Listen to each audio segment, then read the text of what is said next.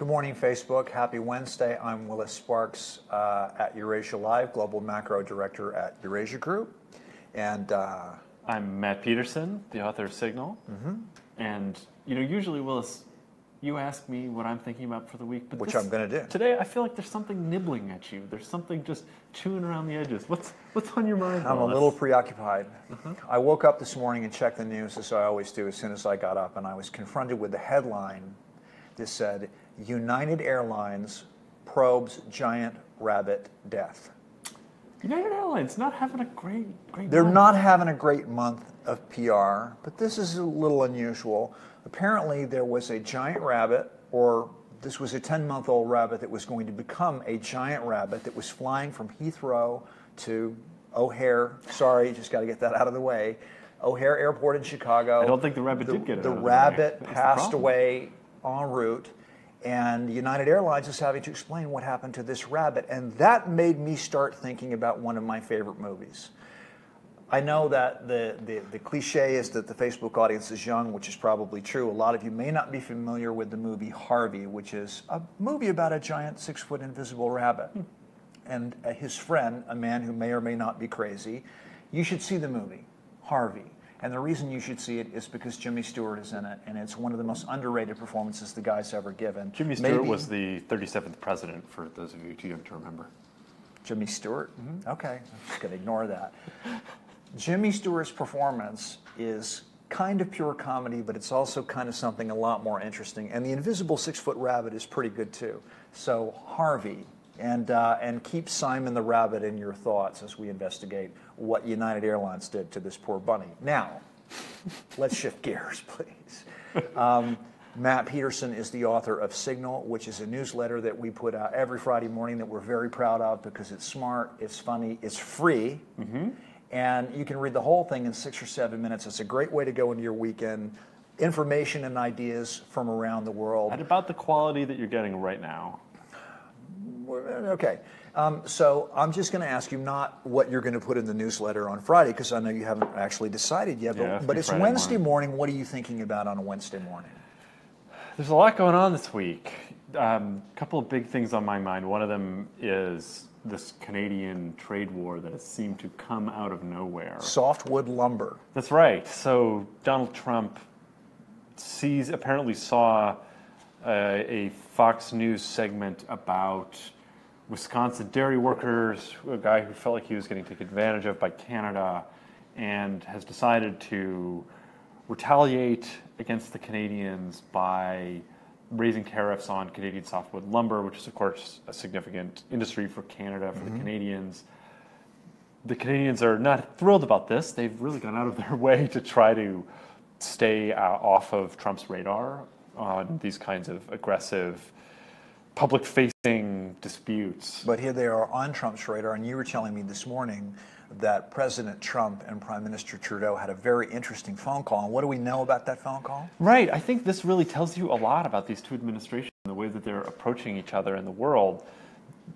Trump spoke to Canadian Prime Minister Justin Trudeau yesterday, and the two sides, as they often do, put out what's called the readout of the conversation, just a little blurb explaining a summary of what the two sides said from each side's perspective. And the Canadian side was incredibly strident and incredibly aggressive in language in a way that I don't remember ever seeing from the Canadians. The Canadian Prime Minister in his readout said that he refuted the baseless accusations made by the U.S. Commerce Department about unfair trading practices. Said this over a couple of paragraphs, went on at some length about what they spoke about, took a very strong proactive defense of Canada. The Trump statement was about 3 sentences, made basically no mention of the active dispute that Trump has just started, the fight he just picked, and said the call was very amicable. That's it. That's it. Well, and I think what's interesting to me about that is, some of these economic stories, in this case softwood lumber, tell a larger political story. Yeah. Maybe I'm cynical, but I think there's something significant to the fact that this is happening right before the Trump administration hits the 100-day mark, and it is designed to protect industries in a part of the country that were crucial to the Electoral College grouping of states that lifted Donald Trump's victory in November. So Yeah. all presidents do this, not trying to pick on Trump especially, No. but this smells a lot like politics. It does seem like Trump is trying to pick soft targets here. He tried to get into a fight with the Chinese over Taiwan, for instance, and had to back down pretty quickly over that.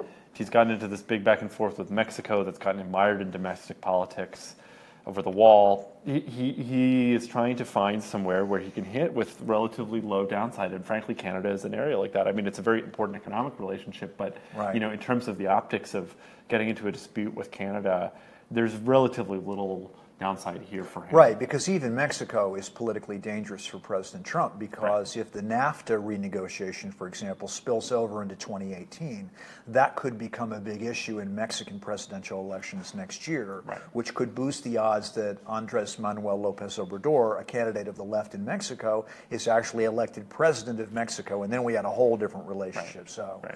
what else do you think of? What other parts of the world do you have your eye on for this week? The bigger, more serious story in relation to U.S. foreign policy in particular is Afghanistan. There's been a fair amount of reporting over the last few weeks about some fairly troubling developments. I mean, frankly, this is a long-term story of decline in the U.S. commitment there and of U.S. strategy there. The General Mattis made a surprise visit Defense to Secretary Afghanistan. General Mattis, That's yeah. right.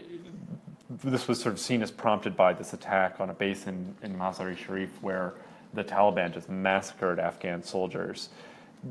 At the same time, there's a big story going on about possible Russian support for the Taliban. It seems fairly clear. That's what Mattis commented on, right? He basically right. presented it as a matter of fact that the Russians were actively supporting the Taliban. Yeah, he was a little circumspect about it, but I think it was actually, it doesn't matter. The U.S. is not quite coming out and pointing fingers at the Russians, but there's been a lot of reporting about this, and the U.S. officials now have not denied this when presented with an opportunity to deny it. And the Russian Foreign Minister Sergei Lavrov, I saw yesterday, went out of his way to deny any such relationship exists. Right. The Russians have a long history with Afghanistan, a lot longer than the American one, Yeah. for instance. Would not be terribly surprising to see them getting involved there. The broader question here is, does the Trump administration have a strategy for Afghanistan that seems likely to bring an end to the war? You could certainly blame the Obama administration for letting this slip. I mean, they had their surge and then really let the policy drift and drew down troop levels quite significantly, down to about 9,000 U.S. troops in the country, which seemed to simply not be enough to carry out the mission that they've said they're going to do, which is to stabilize the country's politics and hand security back over to the Afghans. That seems to simply be not working, frankly. So, and my question on the Russian side, as we were talking about this yesterday, is I have no idea, of course, whether it's true or not that Russia is supporting the Taliban, as the Pentagon has been hinting that they are. Why would they do that, given the Soviet history in Afghanistan, given that the Taliban is in some way the descendant of the people who killed a lot of Soviet troops in the 1980s? And the only explanation I could think of is simply to undermine NATO. Again, Right. I have no idea whether the Russians are really supporting the Taliban or not, but if they are, I don't see any other explanation for it. it's a good lever of influence for the Russians to have a vote in what happens in Afghanistan. So we're a player here. You can't do this without us. Right. So let's talk about the Korean Peninsula. Obviously, North and South Korea are in the news for different but related reasons. Right. So what are you looking at? What's the big story that you're keeping an eye on the Korean Peninsula for this week, other than the fact that there is finally an armada of U.S.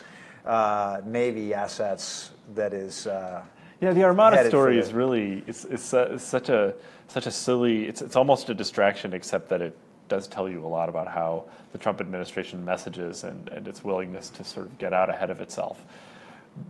The truth is that there's a huge American military presence in South Korea already, and the addition of one aircraft carrier doesn't change anything. It's 28,000 troops or something. Yeah, that's right. There's some 150,000 Americans, including soldiers and their families, live in South Korea.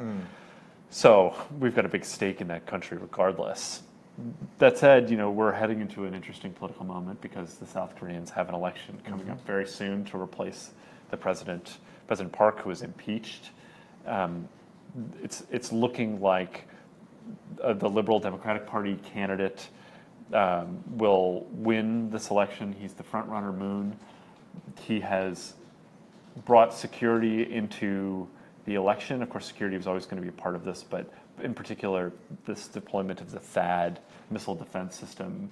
U.S.-made missile defense system. That's right. Yeah. That China objects to very strongly has become a focal point of the campaign, with Moon in particular objecting to the timing of the deployment, saying he wants to use this, would like to have this deployment as a bargaining chip for the next president. Right, which is probably going to be him, yeah. And other candidates coming out more strongly in favor of it. The interesting thing to me from the South Korea side is, yeah, they're just about to have this election. So you might notice in the news today there are protests because the U.S. military is creating the space for where the missile system will be deployed. They're actually moving vehicles, and there were a lot of protesters who showed up to say, hey, are you our allies? Are you an occupying force? We haven't agreed to this. Now, I saw a poll this morning. Again, I don't know how reliable this particular poll is, but the poll said that 50% of South Koreans support the missile defense system and 38% are opposed. But that's close enough that it is bound to be an issue, not just in South Korean presidential elections, but in the U.S.-South Korean relationship going forward. This is the big question. Is the Trump position, is Trump's rhetoric, is his approach to the North Korean problem in particular, driving a long-term wedge between U.S. allies in the region? You know, it's a great, read some great analysis here that Trump's willingness to sort of bring this to a head is going to be to China's benefit in the long run here, because it weakens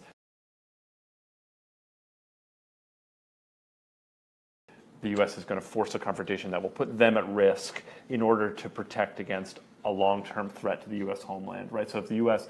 initiates a military confrontation with the North Koreans because they think that the North Koreans are going to develop an ICBM capability that threatens the U.S. homeland, they have an incentive to stop things right now, but the ones who are at risk in that scenario are the Japanese and the South Koreans. Well, and it may lead ultimately to the question of just how much the South Koreans and the Japanese trust China, exactly, which is an issue for another day. Yeah. This newsletter will appear on Friday. These stories may or may not be in it. There won't be anything on rabbits, I would imagine, and no that's promises. fine. It's fine. But please tune in to us again on Friday morning, and we'll be talking about what did make it into Signal and maybe a few other things too. Have a great Wednesday. Take care, guys.